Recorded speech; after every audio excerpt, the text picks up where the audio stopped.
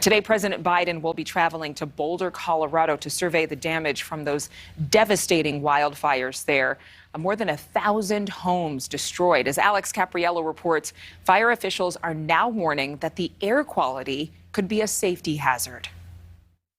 Flames from the Marshall Fire are now extinguished, but the dangers that caused over $500 million in damage continues to affect the community. Yeah, this is crazy. As residents return to the burn area, safety concerns have officials urging people to leave the cleanup to professionals. We've seen a lot of contaminants in ash from structure fires. David Snap is the Solid Waste and Materials Management Program Manager at the Colorado Department of Public Health and Environment. And he says from researching past wildfire burn areas in California that they found the ash in these sites contained toxic amounts of heavy metals and asbestos. We prefer people that are professionals at debris cleanup be the ones to enter those sites. Officials say there's not only smoke and ash in the debris, but also particles in the air that get trapped in clothing and furniture, which is also a cause of concern. When you're breathing in fumes from smoke that are getting released from clothing or furniture or carpet, that can be dangerous, and it's difficult to get rid of those odors. The Boulder County Health Department is working with FEMA to develop a debris removal program.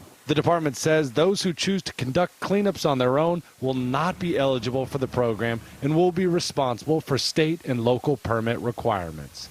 Thank you so much for watching. Make sure to click on the red subscribe button below so you can get more of NewsNation's fact-driven, unbiased coverage.